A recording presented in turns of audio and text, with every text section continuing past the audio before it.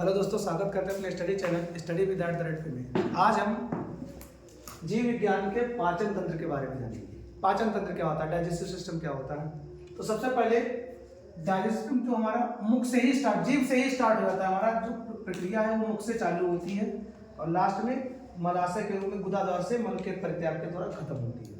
इसमें कई भाग हैं, सब भागों में यहाँ पर जीव के बारे में लिखा है। जैसे मुख के बारे में कहा जाए तो मुख में क्या क्या कार्य होते हैं, मुख के क्या कार्य होते हैं। ये तो लार में कई एंजाइम बनते हैं, मुख्यतः का टाइलिन या लारी एमाइलेज लिखा होता है, ये मुख के द्वारा होता है। फिर ग्रासनली, ग्रासनली का कार्य क्या होता है। ग्रासनली भोजन को आमाशय तक ले जाता है। ग्रासनली क्या करती है, भोजन को आमाशय तक ले जाती है। सबसे पहले मुख, फिर ग्रासनली। ग्रासनली के बाद में डायफ्राम की पट्टी होती है जो ऊपर नीचे जाती है।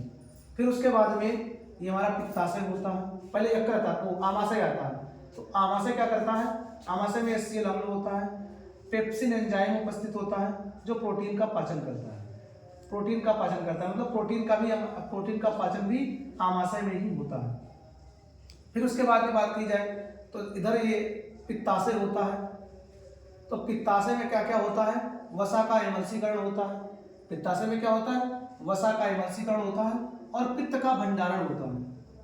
पित्ताशय में क्या होता है, वसा का एमल्सीकरण होता है, पित्त का भंडारण होता है। लेकिन पित्त का उत्पादन कहाँ होता है, पित्त का उत्पादन यकृत में होता है, लीवर में होता है। जो इधर वाला हिस्सा है लीवर बना है, लीवर में होता है। और लीवर में क्या होता है, पित्त का उत्पादन होता है, ग्लाइकोजेनेसिस होता है और यूरिया का संश्लेषण। यकृत में यूरिया का संश्लेषण और पित्त का उत्पादन होता है। ये दो मुख्य कार्य होते हैं।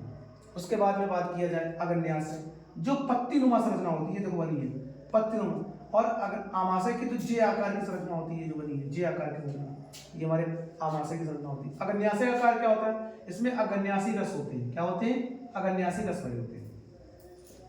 और हम बात करें फिर छोटी आंत। छोटी आंत का क्या कार्य होता है, छोटी आंत के सबसे ज्यादा कार्य छोटी आंत। जैसे छोटी आंत तो बड़ी आंत की देखी जाए, वैसे बड़ा तो कहने में बड़ी आंत है, लेकिन काम सबसे ज्यादा छोटी आंत के होते हैं। क्या है छोटी आंत का काम, कार्बोहाइड्रेट का पाचन करता है। कार्बोहाइड्रेट का पाचन करता है, वसा का पाचन करता है। वसा को भी इसी में छोटी आंत में ही पाचित होती है। और प्रोटीन का भी पाचन, जो बची हुई प्रोटीन है उसका भी पाचन छोटी आंत में ही होता है।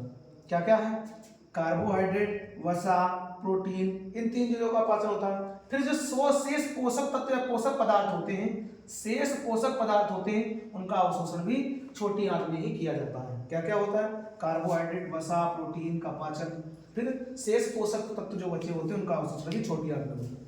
बड़ी आंत की बात की जाए तो बड़ी आंत में क्या होता है, जल का अवशोषण। बड़ी आंत केवल जल का अवशोषण ही करती है, जल को अवशोषण करती है। ये बड़ी आंत के कार्य है। अब आमाशय के हमने क्या देखे थे, HCl, पेप्सिन एंजाइम और प्रोटीन का पाचन। ग्रासनली में क्या देखा था, भोजन का आमाशय तक, भोजन को आमाशय तक ले जाना।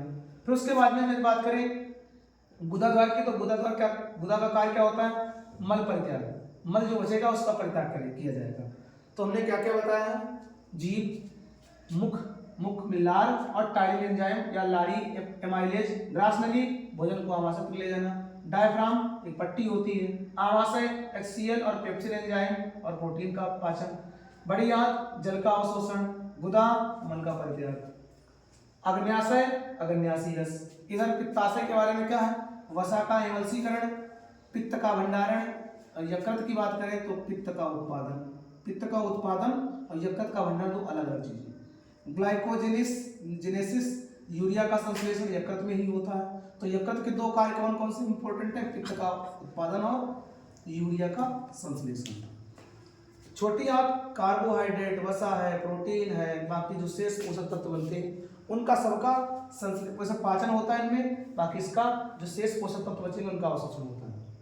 तो वीडियो को लाइक, शेयर, सब्सक्राइब करना। धन्यवाद।